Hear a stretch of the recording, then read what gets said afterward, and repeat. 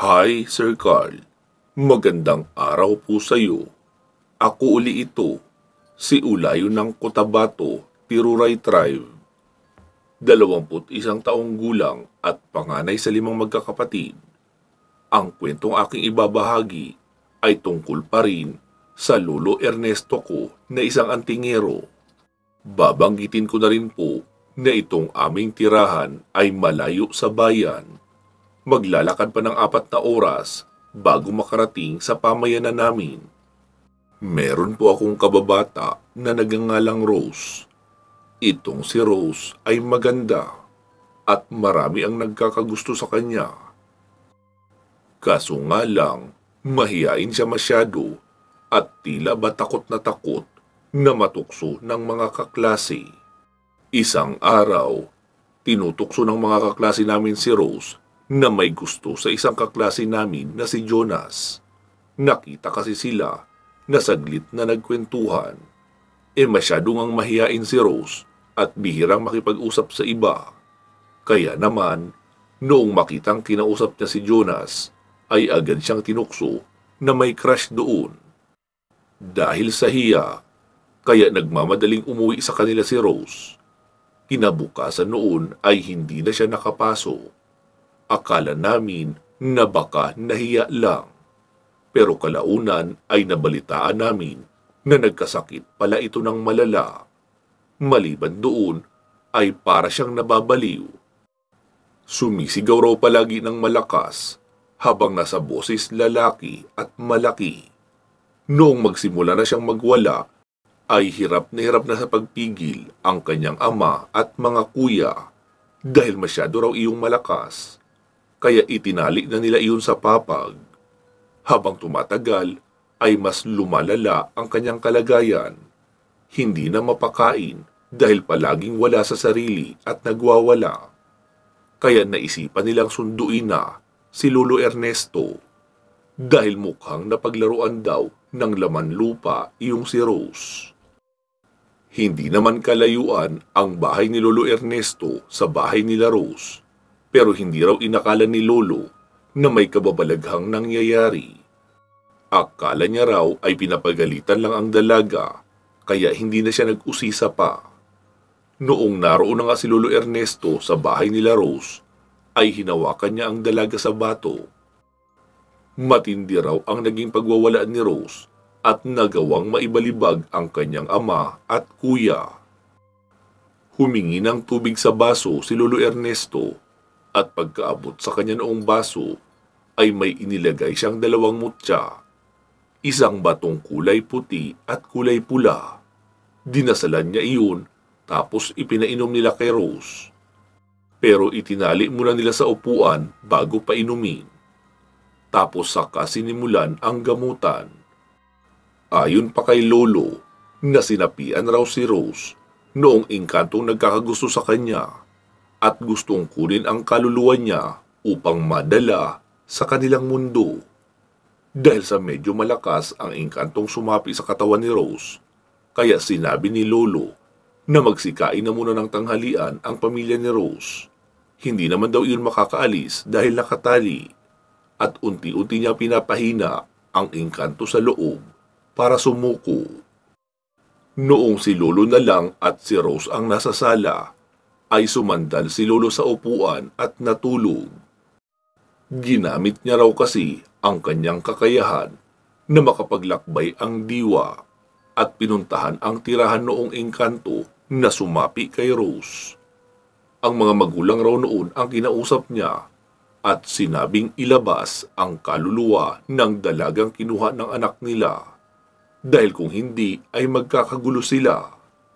Kilala din naman daw ng mga engkanto si Lolo Ernesto dahil matunog ang kanyang pangalan sa mundo ng mga engkanto at kinakatakutan na rin. Kaya noong magbanta si Lolo, ay agad tinawag ng mga magulang noong engkanto ang kanilang anak. Kinausap tapos ilang saglit pa ay inilabas na ang kaluluwa ni Rose. Inorasyonan naman daw iyon agad ni Lolo Ernesto na makabalik sa katawan.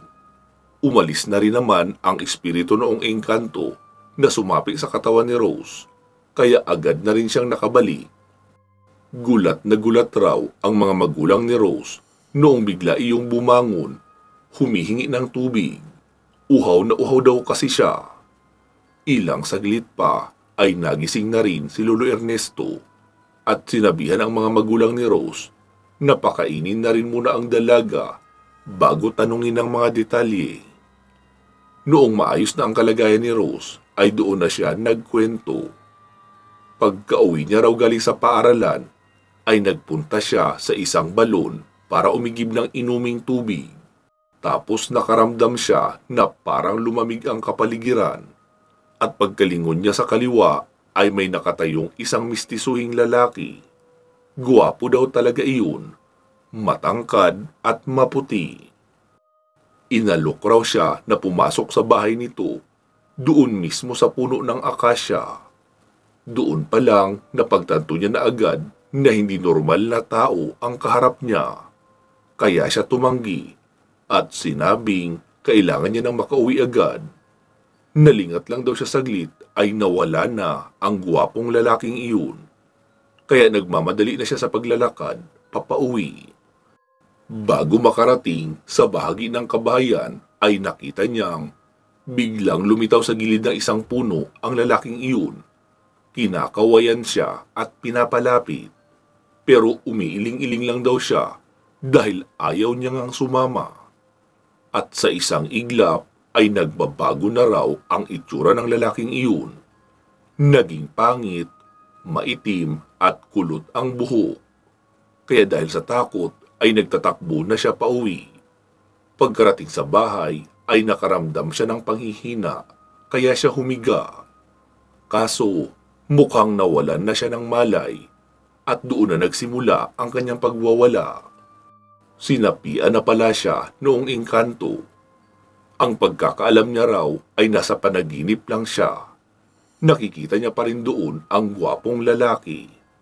Dinala raw siya sa isang malaking bahay na tila iyari sa ginto at maraming mamahaling bato na palamuti.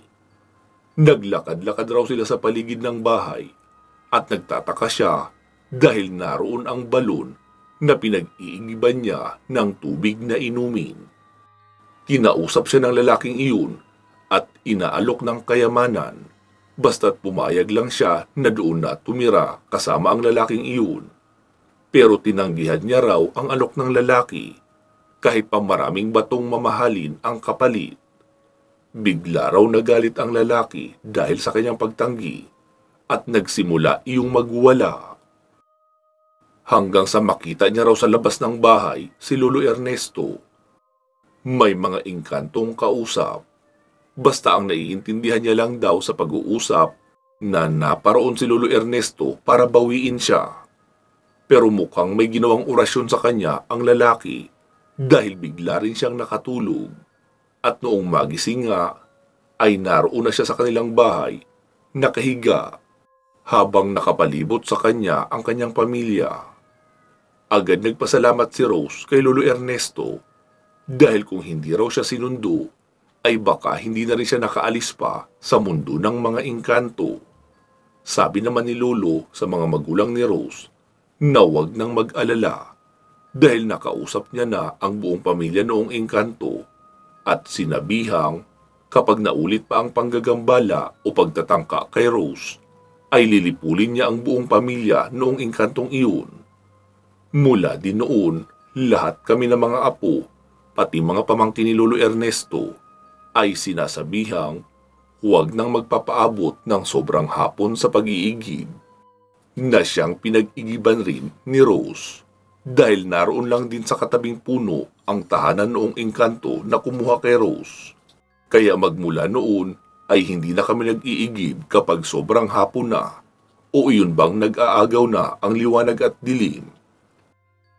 At kung naroon man kami ay nagtatabi-tabi po kami bilang abiso na rin sa mga engkanto na makikiigib kami.